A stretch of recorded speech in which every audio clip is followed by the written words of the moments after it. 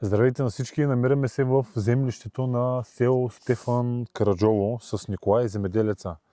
Така известния от Ружица. Той не е известен, но може би с толкова хубави неща, колкото с репресиите, които се осъществяват от колко вече? 3 години? 2 години? 3-4 години. 3-4 години срещу него. Поредният акт на земеделски тероризъм срещу него. Николай, какво се случва? Тук се намираме до някаква нива с рапица. Не знам дали се вижда добре на камерата, но има един доста, как да кажа, мъртвешки оттенък по продукцията. Какво се случва? Значи този посев е напръскан с тотален хербицид. За мен все още не е установено. В момента тук има в района комисия, която ще вземе растения и ще ги изпрати Във времето, в момента, в който снимаме, има комисия, която ще вземе и ще направи изследвания. И ще бъде установено точно какво е активното вещество, което е прилагано тук на този посев. По сведения на извършителя, той човека, който е пръскал посевите, тук има напръскана рапица от порядъка на 300 декара. Така, само да кажем, за да могат и зрителите да го разберат това нещо, имаме унищожение на продукция над 1500 декара. Много хора могат да кажат какво ни интересува, примерно, рапицата, ние да не се храним с нея. Не.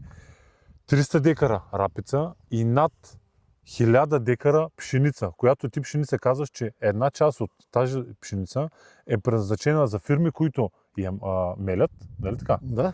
И произвеждат хляб оттам нататък, дава за производство на хляб. Точно. Или, вижте, сега показваме рапицата, след малко ще отидем да покажем и пшеницата.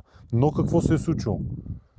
Старите познайници, които унищожиха техниката на Николай, които му я запалиха, в момента са направили поръчка на човек, на фирма, с дрон, такъв голям земеделски дрон, който е дошъл и е започнал да пръска наред. Значи не знам дали се вижда в далечината ярко-жълтия цвят на рапицата, която не е третирана. която не е пръскана с хербицид. Да. Ние говорихме, нали, за така наречения Roundup, който е...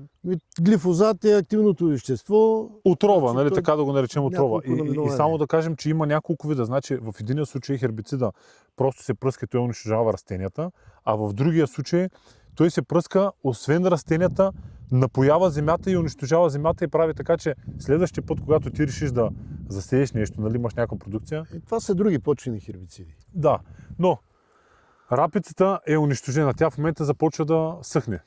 Тя в фаза цъфтеж и образуване на чушки, с които образуват и семената. Лилав оттенък какъв е? То се вижда. Само завърти камерата да покажеш.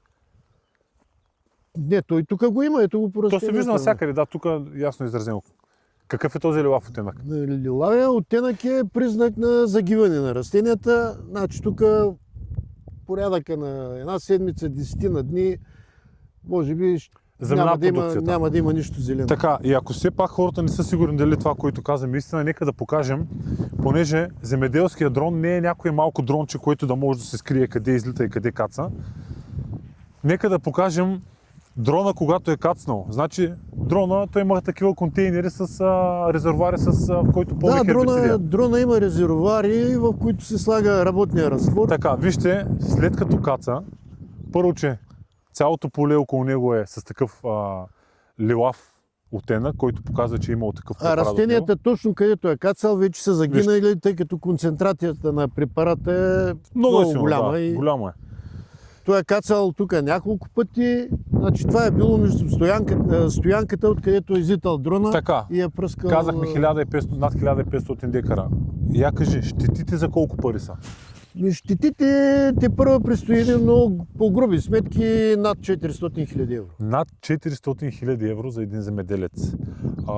Значи ние сега ще направим по-голямо видео, в което да обясним кога се е случило това, как сте го установили, кой е виновен, кои са свидетелите, кои са участниците, кои са поръчителите на това деяние. Ти го разкри не за един ден, ти го разкри за един след обяд. Разкрих извършителя и по негова информация вече само да кажем, извършителят на това деяние, нали, хората, които са го поръчали, човека, който го е извършил с земеделския дрон, е бил изгонен от фирмата точно именно заради такива злоупотреби. Някой му дава пари, плаща му и той отива и почва да унищожава. Така че вижте, имаме продукция за над 500 хиляди унищожена евро. Имаме над 1500 декара земеделска продукция унищожена. И за последно това, което ти установи, поръчката за какво е била? Тук вече има признаци на организирана престъпна група за унищожение на земеделска продукция. Но Това е извод. поръчката е била за всичките 20 хиляди Значи декара, които поръчката имаш. е била направена по сведение на извършителя. Васил Киряков му е дал шип файловете на цялото мое стопанство и той 20 хиляди декара. трябва да напръска 20 000 декара за сесеници. Или идва сезона, ти започваш да произвеждаш нещо и те този път И искат нали, тук тотално да те унищожат. След месец, 30-40 дни влизаме в жътва. Това е земеделския тероризъм в Стефан Караджово, Ружица и към Николай. Гледайте цялото видео, за да разберете кои са виновниците.